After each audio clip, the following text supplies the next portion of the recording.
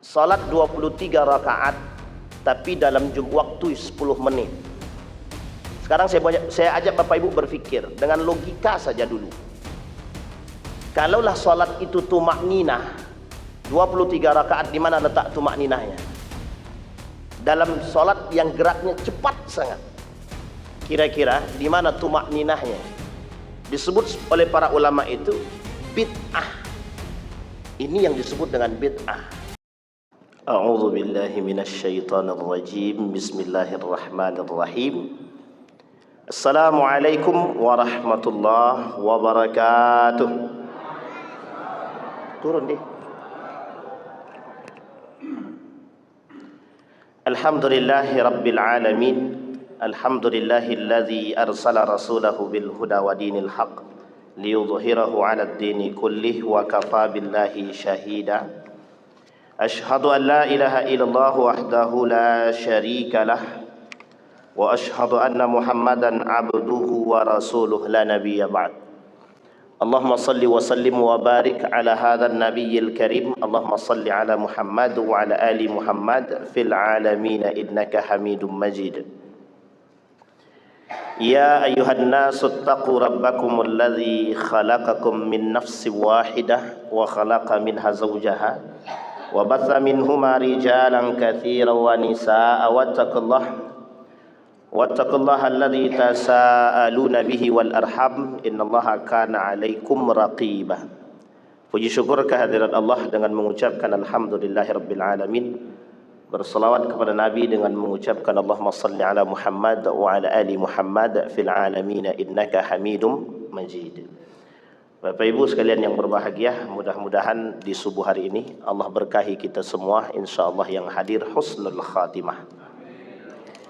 Kemudian kita berdoa kepada Allah untuk kedua orang tua. Yang pertama yang telah mendahului, Allah tempatkan di tempat terbaik di sisinya, Allah terima amal ibadahnya, Allah kumpulkan kelak bersama orang-orang yang saleh. Dan untuk orang tua kita yang masih hidup, sehat, kuat, anak yang soleh, rezeki yang melimpah, berkah, husnul khatimah. Baik Bapak Ibu, sehat semua Bapak Ibu ya. Ini puasa yang kedua, insyaallah Bapak-bapak, Ibu-ibu semua sampai akhir. Allah panjangkan umur dan faidah insyaallah. Panjang umur tapi tak ada faidah sama saja. Tapi kalau panjang umur, berkah, faidah insyaallah. Husnul khatimah. Baik Bapak Ibu, di dalam satu hadis baginda Nabi Muhammad sallallahu alaihi wasallam, la tattabi'anna sanana man kana qablakum shibran bisyibrin. Kita mulai dari hadis ini terlebih dahulu. Kata baginda Nabi, sungguh kelak umatku akan mengikuti perbuatan atau tradisi-tradisi orang-orang sebelum kalian. Shibran bisyibrin, sejengkal demi sejengkal, sedepa demi sedepa, sedikit demi sedikit. Wa dhira'an bi dhira'in hatta law salaku juhra dabbin la salaktumuhu. Kalau istilah bahasa kita itu membahasakannya sampai sekalipun masuk ke dalam lubang yang kecil pun mereka masuk, mikir. Nah, inilah karakternya orang-orang di akhir zaman kata Nabi. Persoalan ini Bapak Ibu adalah khisalul jahiliyah, daripada perbuatan orang-orang jahiliyah. Khisalul jahiliyah. Jadi persoalan jahiliyah ini Bapak Ibu, itu kalau kita membahasakan jahiliyah, itu oleh para ulama diartikan jahiliyah itu du'aful ilmi, jahiliyatun fid din. Jadi arti jahiliyah di sini itu bukan bodoh secara ilmu, bukan. Kalau ilmu itu orang pintar-pintar. Terkhusus persoalan ilmu dagang itu orang Arab tidak bisa, jangan ditanya Pak. Itu masalah orang Arab itu kalau dia persoalannya adalah ilmu dagang, oh itu sudah nomornya. Mereka itu menggunakan rihlatas syita'i was saif itu. Ada di dalam Al-Quran itu kebiasaan orang Arab itu pergi berdagang keluar kota. Kadang-kadang 6 bulan, 1 tahun, lebih kadang 1 tahun. Balik bawa berkah itu Pak, balik bawa hasil. Uniknya, setelah balik dapat hasil, balik dia dapat hasil, itu yang mereka lakukan adalah pesta pora. Jadi mereka melakukan pesta pora. Dalam pesta pora yang mereka lakukan itu setidaknya harus ada 3 hal. Harus ada 3 hal. 1, khamarnya, minuman kerasnya. Harus Pak. Kalau tak ada tak hebat. Kalau tak ada tak seru. Maka harus ada khamarnya. Yang kedua, harus ada maisirnya, judinya. Yang ketiga, ini yang paling berbahaya, yang ketiga ini. Bukan berbahaya sih, tapi pelengkap, kalau tak ada tak sempurna. Yang ketiga, namanya biduan. Apa namanya Bapak Ibu? Biduan itu tahu Bapak Ibu, biduan itu apa? Itu jangan diperjelas lagi. Yang jawab bapak-bapak atu-atu pula. Biduan, ini 3 harus ada. Khamarnya, judinya, biduannya. Biduan ini mesti diiringi dengan musik, mesti itu Pak. Ketiga-tiga ini adalah perbuatan yang dilakukan oleh orang-orang jahiliyah. Kalau mereka balik dari perdagangan atau habis panen untung besar, mereka lakukan perbuatan tersebut. Salah satu sebab turunnya ayat tentang maisir, judi dan khamar itu selalu berbarengan Pak. Kenapa berbarengan turunnya? Karena 2 ini tak bisa dipisahkan. Khamar, judi tidak bisa dipisahkan.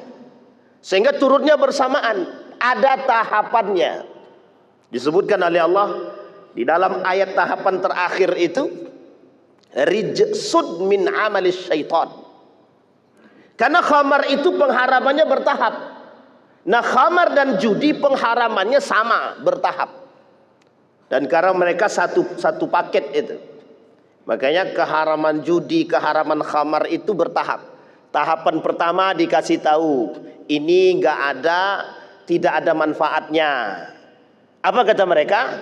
Ya, kami sebagian mengatakan, ya udah kalau gitu kami tidak ada masalah, kan cuma tidak ada manfaatnya, nggak ada masalah lah kalau kita buat. Yang kedua, turun hadis ayat lagi, kalau sholat jangan mabok, jangan hilang akal. Wala taqrabus shalah wa antum sukara. Terjadi pada masa Ali bin Abi Thalib. Ada seorang sahabat jadi imam, ngelantur omongannya. Setelah ngelantur, turun ayat, la taqrabus shalah wa antum sukara. Jangan deketin sholat kalau kalian masih mabok. Dijawab sama sahabat, jadi kami mabuknya setelah sholat aja. Gitu. Ini jahiliyah Pak, jahiliyah. Keharamannya belum mutlak itu, baru tahapan, ada 3 tahapan. Yang terakhir Allah bilang rijsud min amali syaitan fajtanibuhu. Apa kata dia? Kata Allah, itu perbuatan setan, tinggalkan. Fajtanibuhu sekaligus menjadi keharaman secara mutlak. Diperjelas para ulama, qaliluhu wa kathiruhu sawa, sedikit banyak sama semua. Jadi mau khamarnya itu sedikit atau banyak sama semua.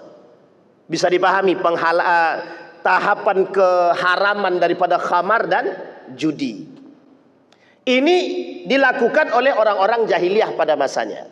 Makanya Bapak Ibu, jahiliyah itu bukan persoalan pemahaman keilmuan, bukan, tapi lebih tepatnya agama. Kata ulama, Yusuf Al-Qaradawi dalam kitabnya menjelaskan yang disebut dengan jahiliyah adalah jahiliyatun fid din. Kata Yusuf Al-Qaradawi, masalah jahiliyah itu adalah jahiliyah dalam ilmu agama. Begitu juga para ulama, Ibnu Katsir, Imam Nawawi Al-Bantani, Al-Maraghi, Jalalain, Tafsir Al-Munir karangan Wahbah Zuhaili, sama menjelaskan maksud jahiliyah, jahiliyatun fiddin. bodoh dalam urusan agama. Sekarang kita lihat hadis Nabi. Kata Nabi dalam hadisnya, yurfa'ul ilmu wa yathbutul jahlu. Ilmu diangkat, kebodohan bertahan. Bertahan di sini maksudnya Nabi bilang akhir zaman isi manusianya juhal, orang-orang yang bodoh. Bukan bodoh dari sisi ilmu. Kita lihat teknologi canggih apa tak canggih. Zaman bapak ibu kecil ada enggak kayak gini? Nggak ada pak, boro-boro kayak gini. Telepon itu pakai telepon rumah. Di telepon rumah tuh kita nggak bisa ngerekam. Itu pun kalau yang ada. Dan tidak semua orang punya. Cara menggunakan telepon pun kita tidak terlalu paham waktu itu. Canggih dia pak. Ke depan, semakin akhir zaman, ini nanti nggak bermanfaat lagi. Akan kembali kepada asalnya. Orang-orang tidak akan lagi menggunakan HP. Itu nanti secara bertahap zaman itu begitu pak. Ketika sudah sampai pada puncaknya, artinya kejayaan sampai pada puncaknya, dia akan terjadi degradasi, akan terjadi penurunan yang drastis. Kita lihat dalam sejarah kejayaan Islam. Pertanyaannya, penemu lensa-lensa ini muslim atau non muslim? Lensa kacamata muslim atau non muslim? Muslim. Itu ilmuwan muslim semua. Cerdas apa tak cerdas? Cerdas. Sekarang semua cerdas pak. Anak kecil bisa menggunakan HP. Orang tua atuk-atuk itu belum tentu bisa. Perbedaannya di mana? Pemahaman. Apa sebab? Tingkatan pak. Yang naik itu semakin tinggi. Pertumbuhan teknologi semakin canggih. Persoalannya satu saja. Apa persoalannya? Apakah berbarengan dengan tumbuhnya pemahaman agama? Bisa dipahami ya? Apakah berbarengan pertumbuhan teknologi, keilmuan akademisi berbarengan dengan tumbuhnya secara akademik, secara keagamaan? Itu yang perlu kita pahami dulu. Jika tumbuhnya berbarengan, ada keseimbangan. Ketika ilmu teknologi naik, agama naik, kira-kira ada keseimbangan atau tidak? Ada keseimbangan. Tapi kalau mohon maaf, teknologinya tinggi, agamanya justru merosot, kira-kira apa yang terjadi? Apa yang terjadi? Ketimpangan. Ini sudah halus banget nih bahasanya pak. Ketimpangan. Persoalannya adalah apa yang dimaksud dengan menurutnya ilmu agama. Ini yang disebut oleh Nabi yathbutul jahlu. Apa yang disebut dengan yasbutul jahlu? Merosotnya ilmu agama, naiknya ilmu-ilmu sekuler. Naiknya ilmu-ilmu yang merusak.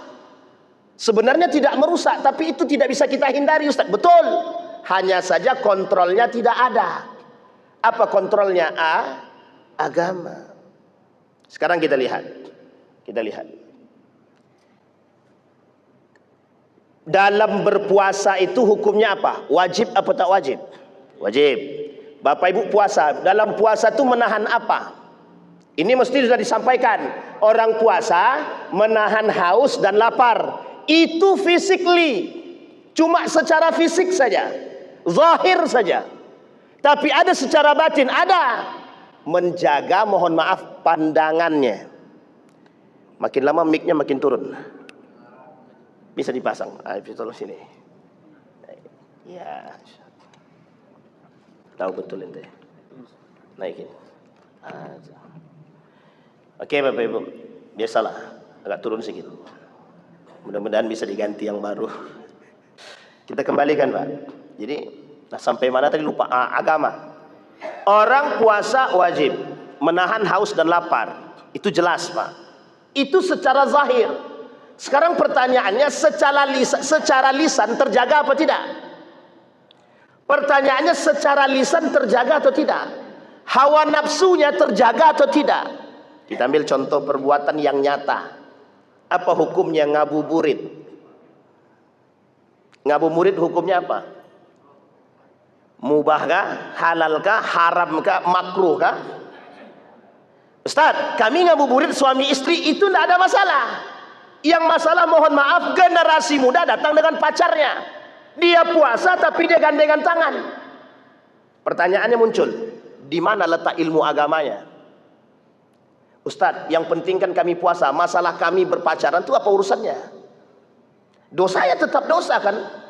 Apa mungkin kita menghalalkan, mohon maaf, dengan dia berpuasa, agama menghalalkan perbuatan yang mohon maaf dilarang oleh agama? Mungkin enggak? Tak mungkin, Pak. Jadi ngabuburit jalan, puasa jalan, imbang. Dosa oke, puasa oke. Ya kalau mohon maaf ibadah puasanya diterima oleh Allah. Kalau tidak, ini sudah mesti dosanya, Pak. Jelas, Pak. Dosanya jelas. Tapi persoalan pahalanya betul diterima atau tidak, wallahu a'lam bissawab. Yang tahu Allah Subhanahu wa taala. Pertanyaannya adalah, adakah ilmu agamanya di situ? Ada. Dia mengikuti puasa dalam bentuk kewajiban, tapi mohon maaf, kurangnya pengetahuan agama tentang hukuman bersentuhan laki-laki dan perempuan menjadi persoalan. Bisa dipahami sampai di sini, Pak ya? Ini disebut dengan du'ful ilmi. Salah satu sebab terjadinya penyimpangan dalam agama, degradasi persoalan agama, pemahaman agama yang lemah. Du'ful ilmi fid din. Lemahnya pemahaman agama. Sampai di sini bisa dipahami, Bapak Ibu? Pertanyaannya muncul. Apa bedanya kita sekarang dengan orang jahiliyah pada masa itu? Apa bedanya? Bedanya, orang jahiliyah pada masa itu tidak muslim. Orang sekarang pelakunya adalah muslim. Tapi pertanyaannya, pernahkah Bapak Ibu melarang anak Bapak Ibu, mohon maaf, berpergian ngabuburit dengan laki-laki yang bukan muhrimnya, atau dengan yang bukan mahramnya? Pernahkah Bapak Ibu melarang anak-anak Bapak Ibu melakukan perbuatan-perbuatan seperti ini? Kalau pernah, berarti mengerti. Kalau tidak pernah, justru menjadi pertanyaan. Ustaz, mereka cuma berdua aja pergi beli buka puasa. Cuma berdua saja. Itu menjadi persoalan kita. Makanya kata Nabi, la tattabi'anna sanana man kana qablakum. Kelak orang-orang muslim ini mengikuti perbuatan-perbuatan itu orang-orang terdahulu, sedikit demi sedikit mereka akan ikuti. Nah, itu yang pertama contoh. Yang kedua, apa persoalan kita dengan agama? Persoalannya adalah lemahnya pemahaman. Sekarang kita lihat. Saya tidak sedang mengkritiki siapapun, Pak. Tapi ini perlu dipahami agar tidak ada pemahaman yang mohon maaf menyimpang. Kalau kita bicarakan sekarang, salat 23 rakaat tapi dalam waktu 10 menit. Sekarang saya ajak Bapak Ibu berpikir dengan logika saja dulu. Kalaulah salat itu tumak ninah, 23 rakaat, di mana letak tumak ninahnya? Dalam salat yang geraknya cepat sangat. Kira-kira di mana tumak ninahnya? Satu. Kalaulah salat diartikan dengan ketenangan, di mana letak ketenangannya? Kalaulah salat disebutkan sebagai bentuk zikir, di mana letak zikirnya?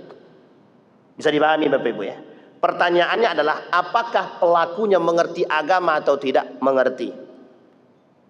Mengerti. Mesti ada dalil, mesti, Pak. Pertanyaannya adalah, seberapa jauh pemahaman itu? Kita 11 rakaat setengah jam. 11 rakaat setengah jam. Itu bacaannya terlalu panjang, Pak Ustaz. Kami bacanya kul huwaele. Coba silakan bukti. 23 rakaat kul huwallahu ahad aja. Terus dari pertama sampai akhir kul huwallahu ahad. Dengan model yang cukup agak cepat sedikit. Kira-kira lebih tidak 10 menit? Lebih, Pak. Sehingga mohon maaf Pak, ada pembahasan para ulama tentang hal ini, Pak. disebut oleh para ulama itu bid'ah. Ini yang disebut dengan bid'ah. Ini yang disebut dengan serius tentang bid'ah, itu begitu. Jadi Bapak Ibu, ada persoalan bid'ah, ada persoalan tahayul, ada persoalan khurafat, ada satu persoalan lagi yang disebut dengan syubhat. Bapak Ibu sekalian yang berbahagia, yang kita butuhkan ilmu. Yang kita butuhkan adalah ilmu. Memahami agama harus serius, Pak. Memahami agama harus punya pondasi. Maka disampaikan oleh para ulama, beragama kalau tidak ada pendamping sesat. Beragama kalau tidak ada pendamping sesat. Sampai di sini bisa dipahami Bapak Ibu ya. Ini poin penting. Apa kata Nabi? Ilmu. Makanya Allah sebutkan dalam Al-Quran itu, hal yastawil ladzi ya'lamuna wal ladzina la ya'lamun. Apakah sama orang yang beribadah dengan ilmu dengan tidak berilmu? Tak sama, Pak. Tak sama.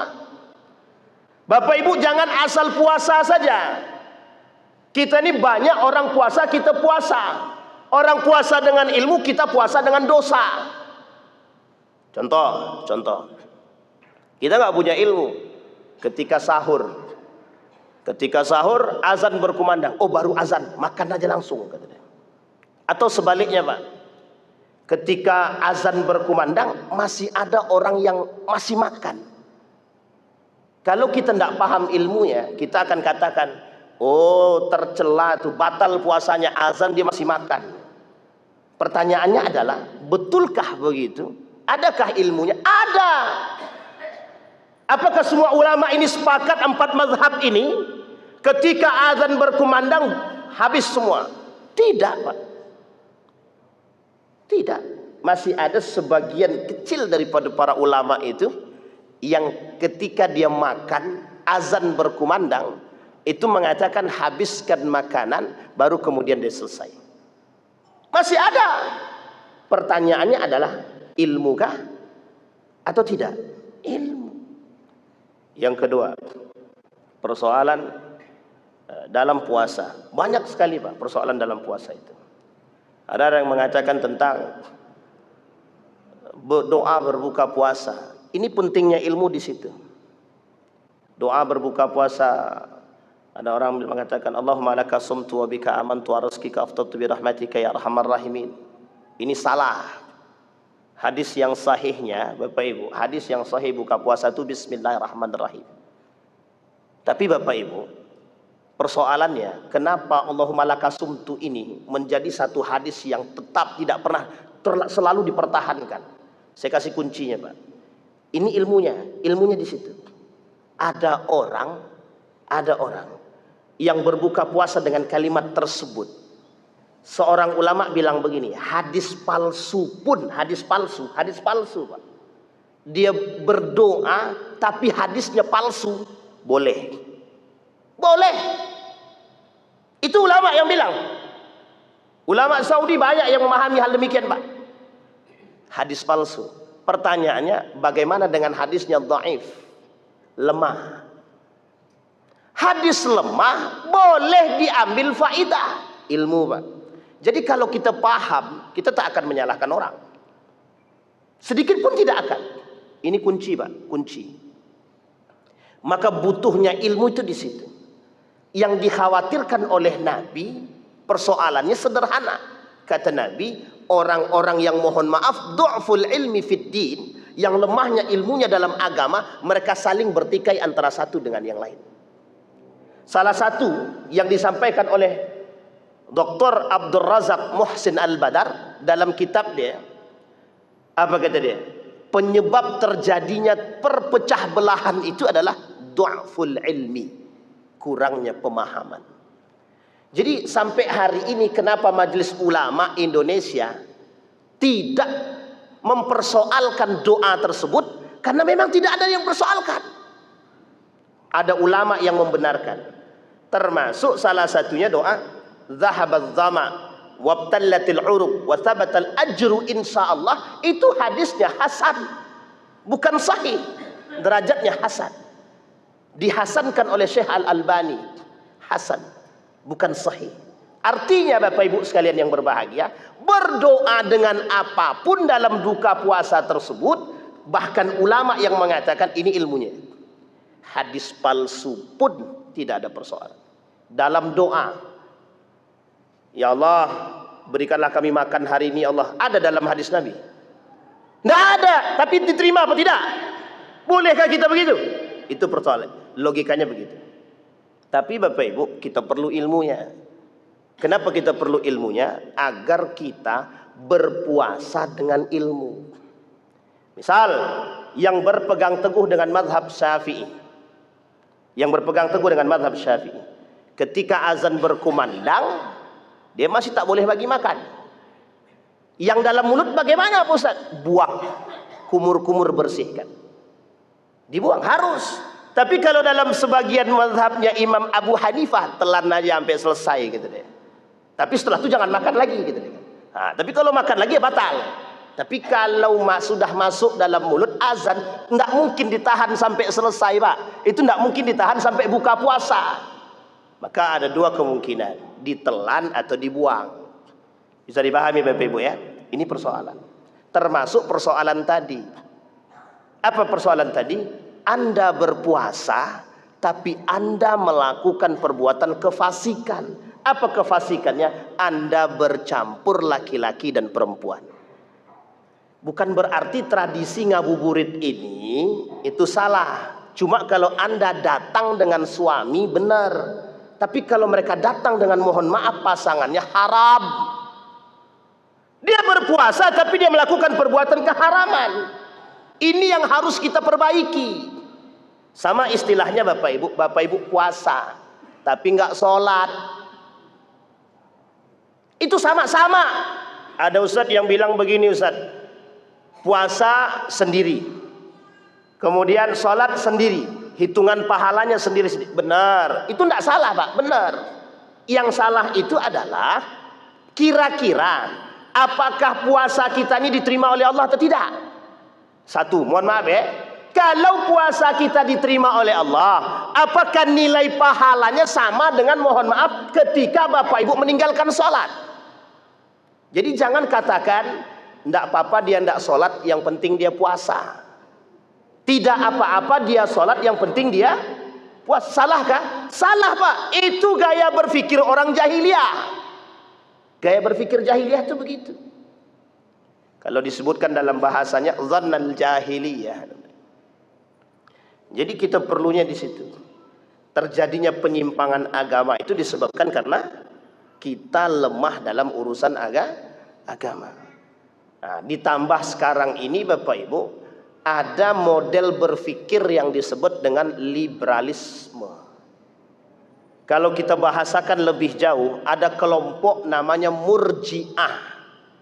Murji'ah ini Bapak Ibu, bagi mereka Murji'ah itu orang yang berbuat dosa besar sebesar apapun dosanya, ya udah tidak ada masalah. Kan tergantung hatinya. Misal dia tidak sholat, tapi hatinya masih ingat Allah, itu tidak ada masalah. Kira-kira meninggalkan sholat ini dosa besar apa tidak?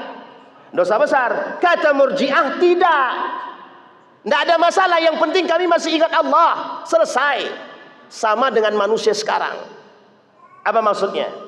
Tidak apa-apa kami tidak sholat, yang penting kami masih puasa. Atau sebaliknya, tidak apa-apa kami tidak puasa, yang penting kami sholat. Pertanyaannya adalah, apa benar puasa kita diterima oleh Allah atau tidak?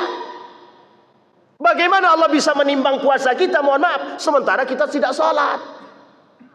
Jadi maksiat jalan, puasa jalan. Ini unik. Beberapa waktu yang lalu, saya pernah tahun lalu kalau tidak salah. Pokoknya adalah orang, apa kata dia? Kami narkoba, minuman keras itu cuma malam hari aja Ustaz. Siang hari kami puasa kok. Coba bayangkan. Ini kita kalau mau kasih tahu sama dia, oh itu salah itu tidak akan puasa lagi dia itu. Tidak akan puasa. Tapi yang menjadi poin bagi kita adalah malam dia maksiat, siang dia puasa. Ada Nabi bilang begitu dalam hadisnya? Ada. Apa kata Nabi? Yumsi kafiran wa yusbih mu'minan. Malam hari jadi orang kafir, siang hari jadi orang mukmin. Atau sebaliknya, yusbih mu'minan wa yumsi kafiran. Kelak di akhir zaman tuh yang banyak begini. Sama dengan yang tadi. Inilah yang disebut dengan persoalan. Yumsi kafiran. Sore hari, malam hari jadi orang kafir. Siang hari yusbih mu'minan. Di siang hari dia jadi orang mukmin. Tapi sebaliknya, yusbih kafiran yumsi mu'minan. Pagi dia jadi orang kafir, malam dia jadi orang mukmin. Sekarang saya tanya, banyak nggak begitu? Banyak nggak? Ustaz, siang hari alhamdulillah kami puasa Ustaz. Ini menjadi satu pelajaran penting Pak. Saya ketemu langsung itu Pak dengan orang-orang yang bicara begitu. Jangan sentuhan, kita bukan mahram. Kata dia begitu. Tapi kalau malam hari tidak apa-apa, kan kita sudah buka puasa. Katanya. Coba bayangkan. Inilah kondisi masyarakat hari ini dengan ilmu agama. Ketimpangannya jauh sangat. Kita ambil contoh lagi. Dengan perkataan Nabi tadi. Teknologinya tinggi. Kemudian ilmu agamanya rendah. Apa yang terjadi? No etik. Tidak punya etika. Sama Pak. Jadi Bapak Ibu, kita bulatkan sekarang. Agama itu regulasi. Agama itu moral. Agama itu doktrin. Agama itu akhlak. Anda beragama, Anda berakhlak. Pertanyaannya muncul. Anda berilmu tapi tidak beragama. Anda tidak berakhlak. Kok Ustaz berani bilang begitu? Kenyataannya begitu. Faktanya begitu. Salah satu kontrol dalam ilmu itu adalah agama. Kita lihat kasusnya Pak. Aristoteles, Plato. Bapak Ibu boleh cek dalam berbagai macam literatur. Ada persoalan etik di situ. Gak ada. Orang-orang yang cerdas itu, kalau tidak dibarengi dengan etik dan agama, itu mesti akan dal wa adal, sesat dan menyesatkan. Salah satu yang menjadi kekuatan dunia hari ini adalah ilmu tanpa nilai. Jadi orang-orang Arab Barat, orang-orang Barat itu menilai ilmu itu bebas nilai. Jadi Anda boleh cerdas, boleh Anda cerdas, enggak punya akhlak enggak apa-apa. Yang penting Anda cerdas. Pertanyaannya betul apa salah itu? Sekarang kita lihat. Kita lihat. Boleh enggak Bapak Ibu sombong tapi Bapak Ibu cerdas? Dia sombong wajar, kaya dia. Ada yang disombongkannya. Saya tanya, di mana letak wajarnya? Enggak ada letak wajarnya, Pak. Dia sombong wajar, dia profesor. Pertanyaannya, wajarkah orang yang cerdas itu, yang bergelar itu sombong? Etik. Itu yang disebut dengan nilai. Bisa dipahami Bapak Ibu ya? Itu yang disampaikan oleh Nabi. Kelak kata Nabi, di muka bumi ini akan diisi oleh manusia-manusia jahilun. Apa maksudnya? Kembalinya manusia kepada tradisi jahiliyah. Uniknya, perbedaannya, jahiliyah dulu dengan sekarang jauh berbeda. Apa jauh berbeda? Pelakunya muslim, bukan non-muslim. Justru yang pelaku jahiliyah itu adalah orang muslim. Satu ketika saya tanya kepada seorang ulama di Masjidil Haram. Kami sedang ngaji bareng di Masjidil Haram. Saya tanya, ada salah seorang ulama, ya Syekh, kaifa ra'aital jahiliyah al-an? Bagaimana pandangan Syekh tentang orang jahiliyah sekarang? Dijawab sama beliau, al-an asyaddu jahiliyatan minal amsi. Sekarang lebih jahiliyah daripada dulu. Coba bayangkan.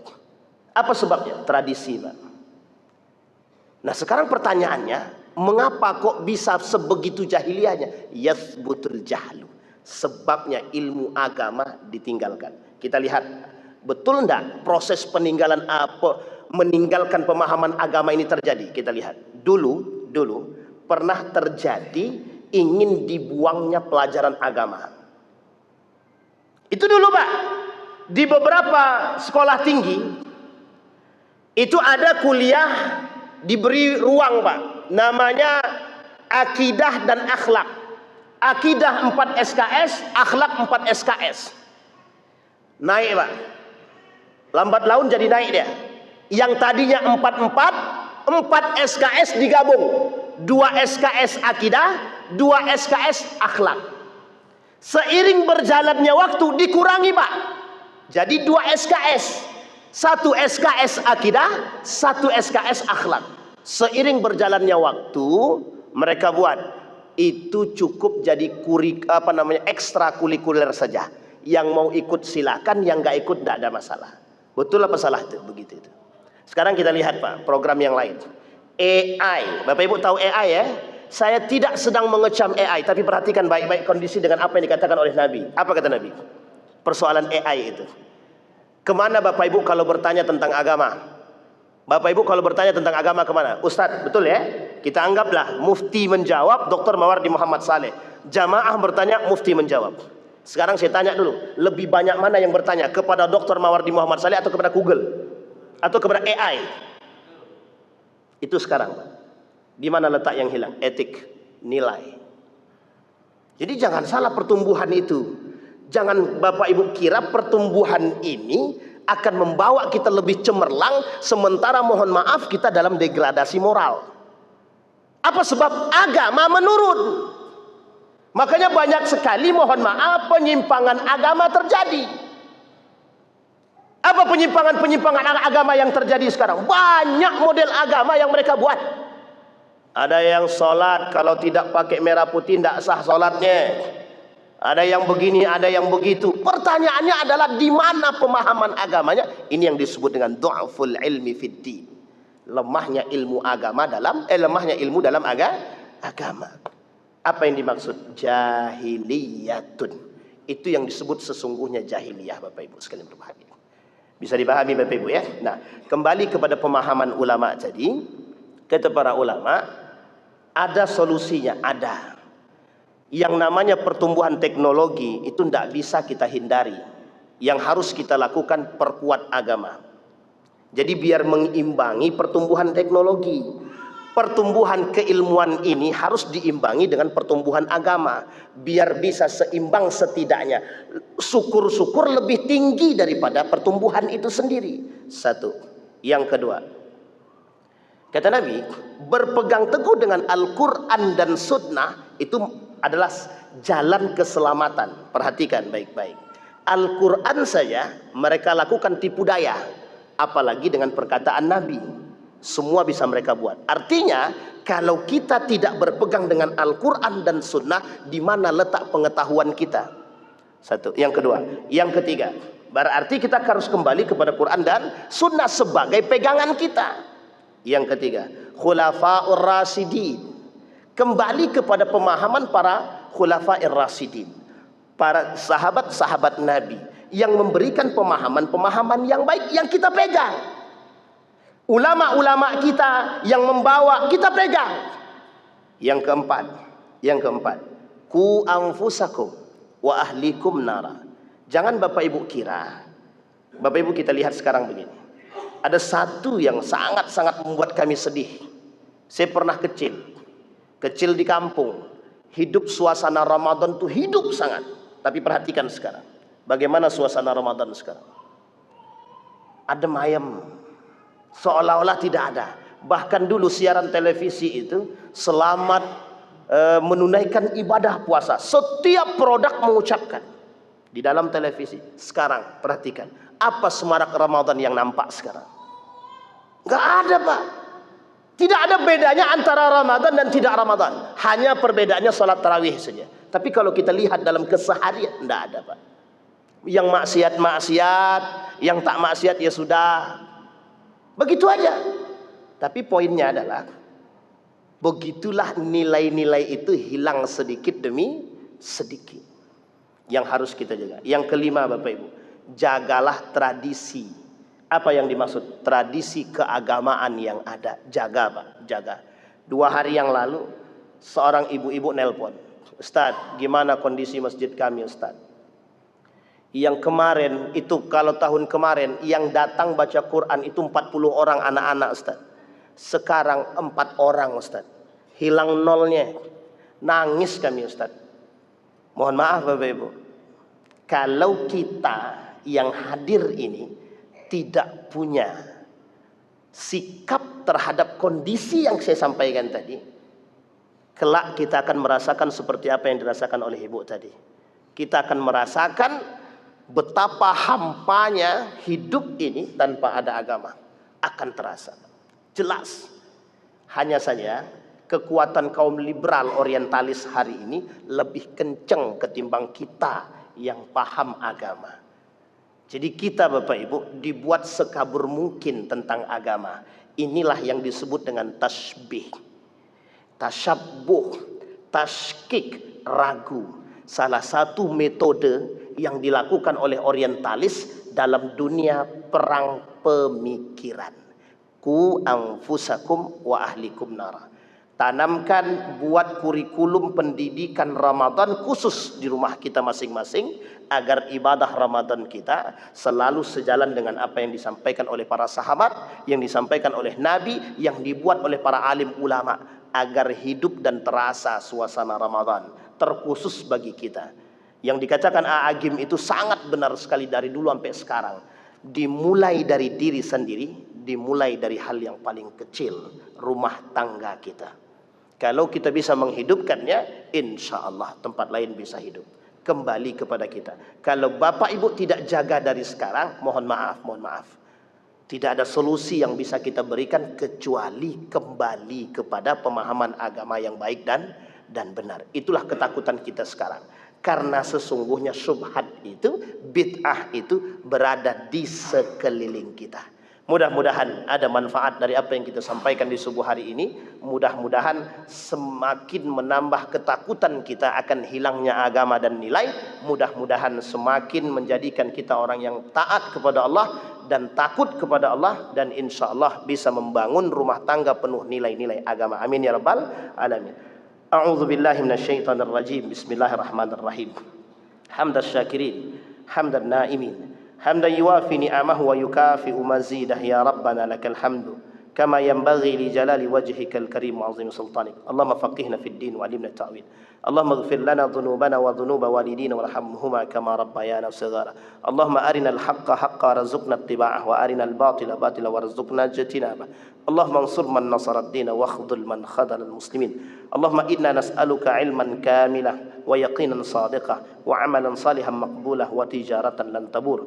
Allahumma inna nas'aluka khaira hadzal makan wa khaira ma fihi wa khaira ahli wa na'udzubika min syarri hadzal makan wa syarri ma fihi wa syarri ahli. Allahumma khtimna bis salihin. Allahumma khtimna bis salihin. Rabbana hab lana min azwajina wa dhurriyyatina qurrata a'yun waj'alna lil muttaqina imama.